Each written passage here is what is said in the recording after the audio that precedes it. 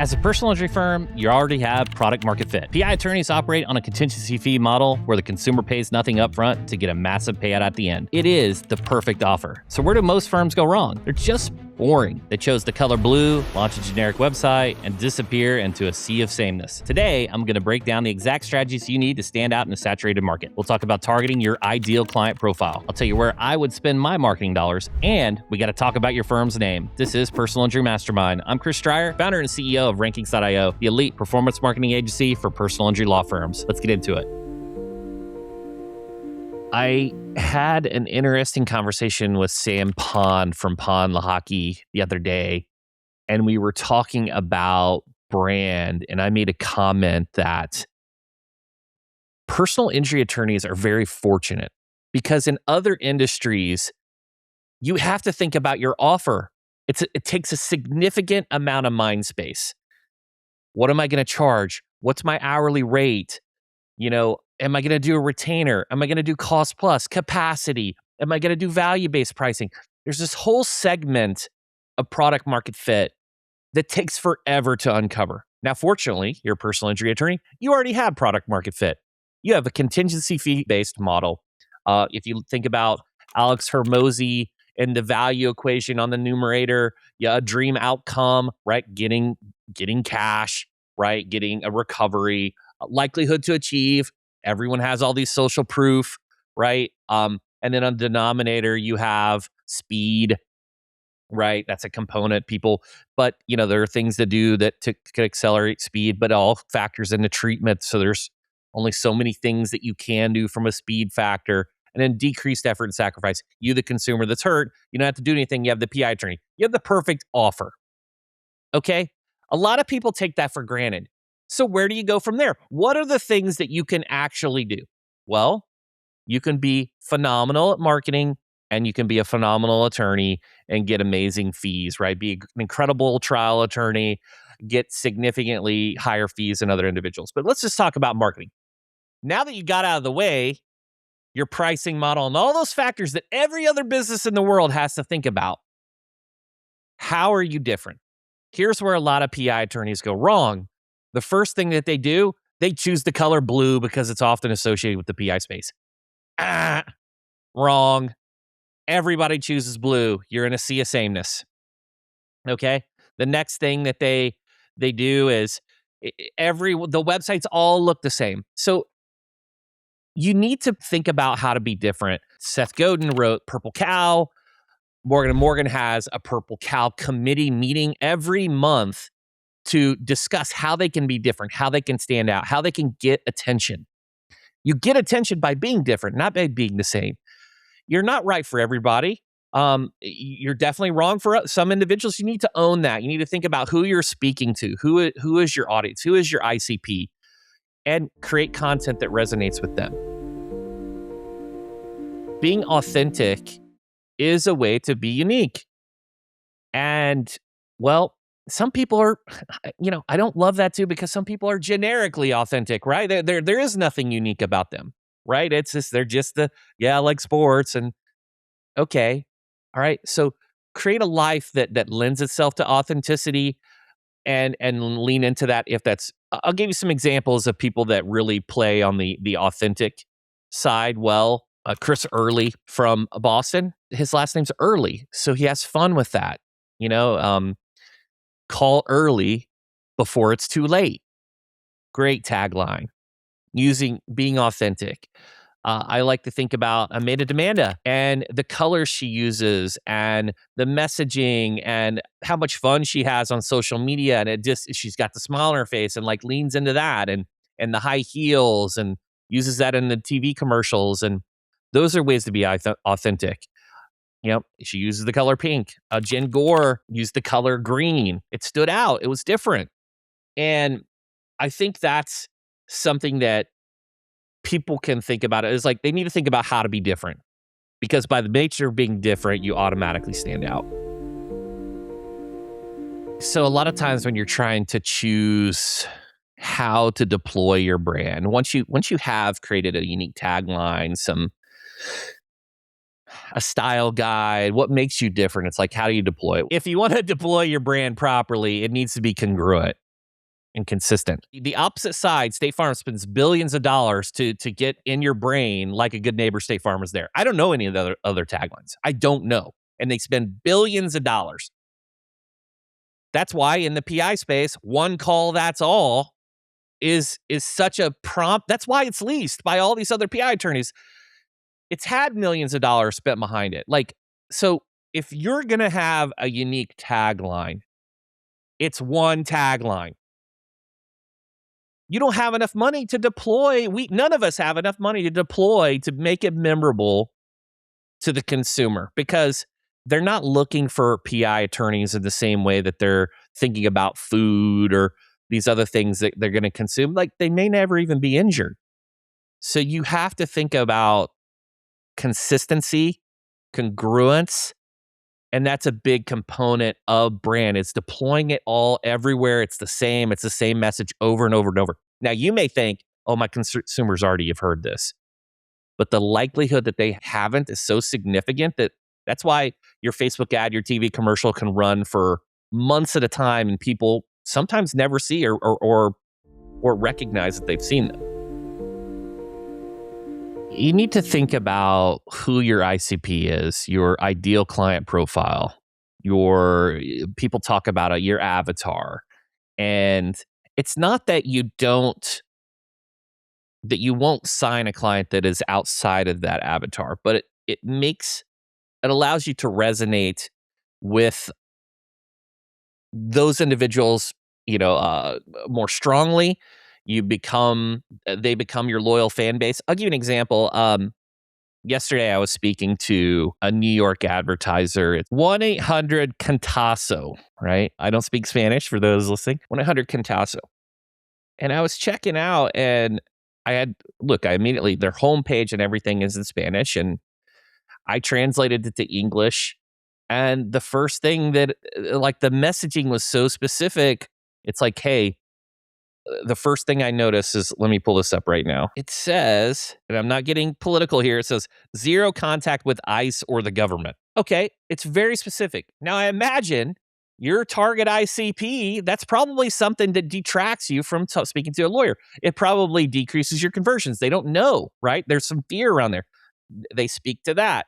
They also speak to visas and like your let's see here. Can I sue without having my documents up to date? It's very specific, okay? Depending upon who your ICP is, right? Your target demo, create copy around them, create imagery around that. It's going to help. It's going to lend itself to more referrals from that target demographic. And I think that once you have an avatar that you can speak to, it allows you to think about where I'm going to advertise, where I'm going to deploy my brand, and what grassroots initiatives I'm going to be involved in. A lot of times it's authentic and it's a group that you resonate with, that you care about. For example, one of the groups that I've always found interesting that lawyers don't target are the nerds and the comic book fans. And like, there's comic book conventions, there's Gen Con, there's the D&D, that's a loyal fan base, right? It has a set an age range, right? As opposed to everybody immediately goes to sports, right? I know it's because a lot of the trial attorneys were former athletes, right? Because you have that zero-sum game, winner or loser, right? It's a way to compete. Now you're not in sports, you're competing in trial. I get that. Look, I played sports too. And it's immediately like, I want to be a sponsor of the Red Sox. I want to be a sponsor of, whatever football team, whatever NBA team there is.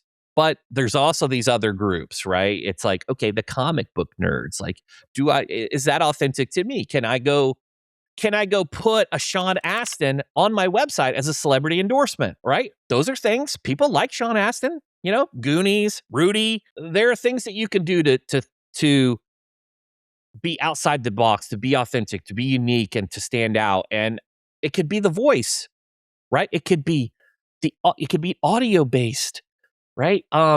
Like on your radio ads, and it could be a famous rapper, it could be a famous country singer, it could be All of those things play into authenticity and building a brand, being memorable, being unique.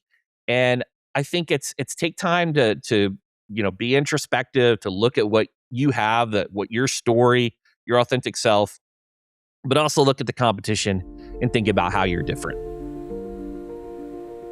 One of the biggest issues that firms have is their business name is an afterthought. I'll tell you a story, and I don't think I've told this to James Helm, and we're good buddies, but he tells a story, and I think about this myself.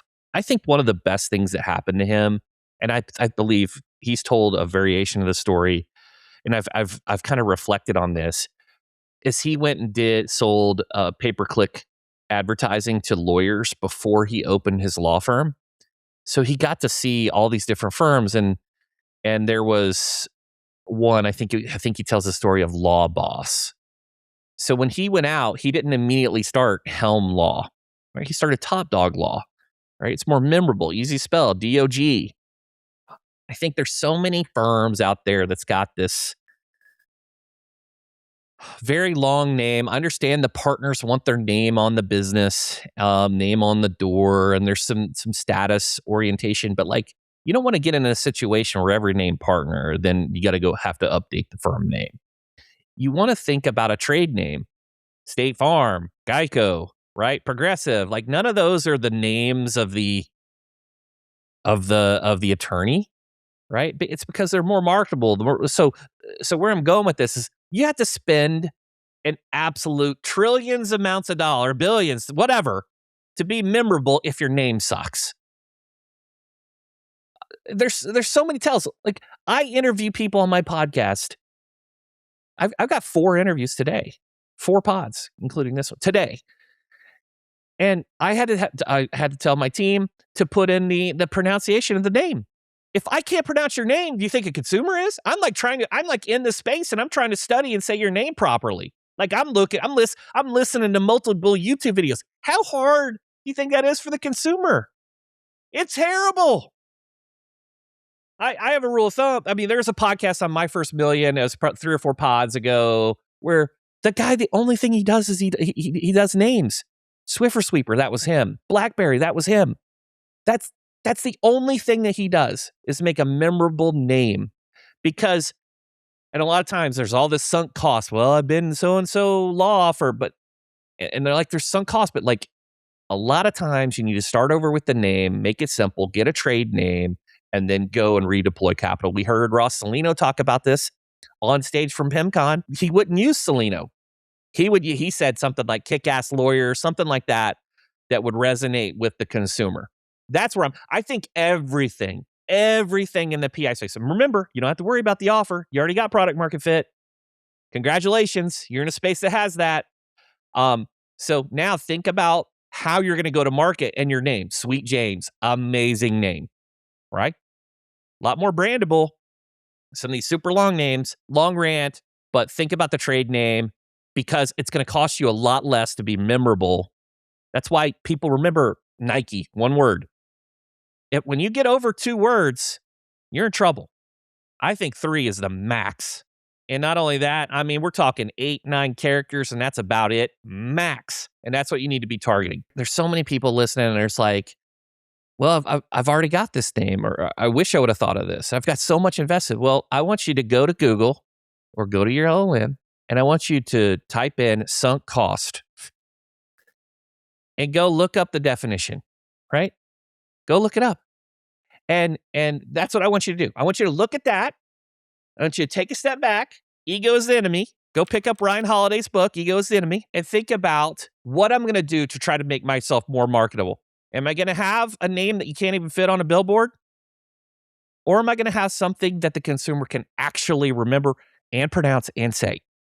And spell, by the way, and spell. I think that let's say you got a name established, you've got a brand, and then I think about okay, where are you going to deploy capital to try to take up some of that mind share? From a top of funnel perspective, I really like radio. And Gary Sarner's probably wanting to give me a kiss on the cheek right now from ROI 360 because he does a ton of radio advertising he does a great job. The reason is because what you have to produce to deploy radio, there's no imagery unless you got like an RDS dash. You're writing copy that's 30 seconds, 15 seconds. There's not a ton of copy. It's not having to make a 10,000 word, long form sales page, video, giant sales letter. You can deploy that capital and create content that's short and memorable and use it for years. So you can put it on a rotation. I think the go to market for radio is significantly easier than TV, than Facebook ads. Now, I'm not saying that don't do those. I really like Facebook ads too, because you can create an abundance of content. You can flip it out easier than, say, radio or TV. You can mass produce different practice areas, different demos, different locations. So I'm a big fan of Facebook ads. But then you go to like TV and streaming, you got to hire a video production company. What if all that money that you spend on the video production isn't the right content that really resonates, that doesn't convert? Then you got to go spend a ton more money. That's where it's, you don't have to spend a ton of money to go create a radio script. Now, the deployment might cost a ton, but okay, so that's how to get the brand out there. Of course, on the back end, I would be remiss if I didn't say, you can't deploy all this money on building a brand and top of funnel disbursement and not capture it. So you got to think about your reputation. You got to think about having visibility from a local services ads perspective, Google ads perspective, Google Maps, organic. You have to think about SEO. If you deploy all this capital and you don't have SEO, you're not going to capture. You're going to have a big leaky bucket. If you just think about the bottom of the funnel and you don't have any top of funnel awareness, you're only marketing to people that are injured, actively looking now instead of the mass market. So then it's going to be higher cost, because shorter term orientation is higher cost than longer term orientation brand compounds. And it's a lot better when people are looking for you specifically than just typing in car accident lawyer. You had the perfect offer, but so do your competitors. Stop trying to appeal to everyone. Find your ideal client profile, build an authentic brand they actually remember, and deploy it consistently. Whether you're targeting a niche community or abandoning that terrible firm name, you have to be different to get attention. But a memorable brand is useless if you aren't showing up when those injured clients actually go searching for a lawyer. That is exactly what we solve at Rankings.io. We help elite personal injury law firms turn their marketing into qualified opportunities and high-value signed cases. Check us out at Rankings.io. I'm Chris Dreyer, and this has been Personal Injury Mastermind. Catch you next time.